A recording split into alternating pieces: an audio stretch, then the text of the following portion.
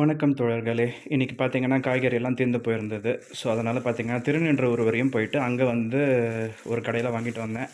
அங்கே எல்லாமே பார்த்தீங்கன்னா, அவங்க ஆல்ரெடி கவரில் போட்டு வச்சுடுவாங்க. அதனால் நல்லாயிருக்கும். ஸோ, இது வந்து கொய்யாக்காய் வந்து எத்தனை இருக்குது, கிட்டத்தட்ட 1, 2, 3, 4, 6 இருக்குது இல்லையா? இது வந்து ரூ. 50. ஸோ, மற்றது எல்லாமே பார்த்தீங்கன்னா ரூ. 10 ஐட்டம். ஸோ, பீட்ரூட் இது ரூ. 10. இது சிறுகீரை ரூ. 30 போல். ஃப்ரெஷ்ஷாக இருக்கும் ஆனால் அந்த கடையில். ஸோ புதினா வந்து ரூ. 10. கொத்தமல்லி இது பாருங்கள் ரூ. 10. ஸோ கருவேப்பிலை இல்லையா, கருவேப்பிலை வந்து விலை கூட இருக்கா, அதனால் எங்கேயுமே வந்து கிடைக்க மாட்டேங்குது இப்போல்லாம் அப்படின்னு சொல்கிறாங்க.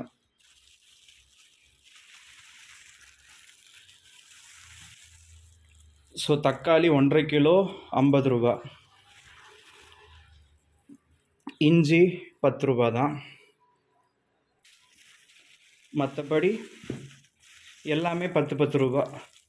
ஸோ பச்சை மிளகா, ஸோ இங்கே இருக்குது பாருங்கள் கேப்சிகம், எல்லாமே 10 ரூபா. என்னவோ ஒன்று மட்டும் வந்து விலை கூடையாச்சு. ஸோ வெங்காயம் வந்து 2.5 கிலோ 100 ரூபாவாம். ஸோ வாழைக்காய் 2 20 ரூபா. பச்சை பட்டாணின்னு நினைக்கிறேன், ஆமாம். ஸோ இந்த பச்சை பட்டாணி மட்டும் இது 1/4 கிலோ 30 ரூபாவாம். ஸோ அது வாங்கிட்டு வந்தேன். மற்றது எல்லாமே பார்த்தீங்கன்னா 10 ரூபா ஐட்டம் தான்.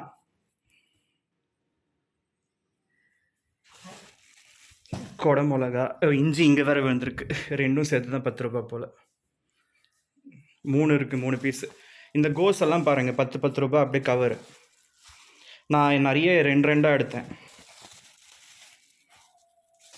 ஸோ பீன்ஸு 10, அவரைக்காய் 10, கொடமிளகா 10. கொடமிளகா நான் 2 எடுத்துருப்பேன். வெண்டைக்காய் 10, முள்ளங்கி 10, சௌச்சௌ 10. சௌச்சௌலாம் விலை அதிகம், ஆனால் அங்கே 10 தான்.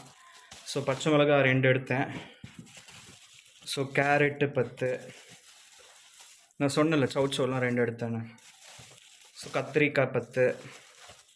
கத்திரியை 2 எடுத்துட்டேன்னா. ஸோ இந்த கிழங்கு 10.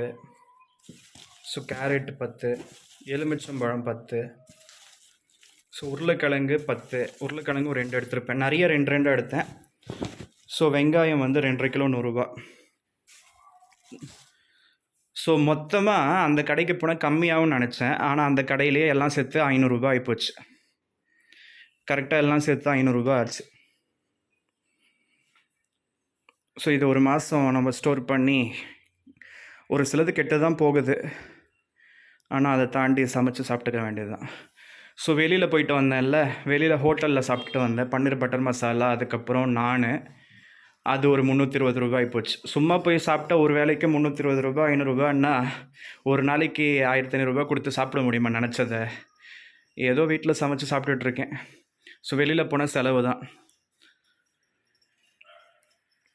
ஸோ நேற்று வந்து மிஷின் விற்ற காசு, ரேஷனில் கொடுத்த காசு, ரெண்டுத்துலேயும் ஒரு 500 ரூபா மட்டும் செலவுக்கு வச்சுக்கிட்டு பேலன்ஸ் இருக்கிறது நான் எஸ்பிஐயில் கேஷ் டெபாசிட் மிஷினில் போய் போட்டுட்டு அங்கே அந்த மிஷின்லேயே பாஸ்புக் என்ட்ரி போட்டுட்டு வந்துட்டேன். முக்கியமாக அதுக்கு தான் போனேன். அதனால தான் திருநின்றவூரில் போனப்போ காய்கறி வாங்கிட்டு வந்துட்டேன். இன்றைக்கி இந்த வாட்டி இந்த மாதத்துக்கு இதுவே வச்சு ஓட்டலாம்.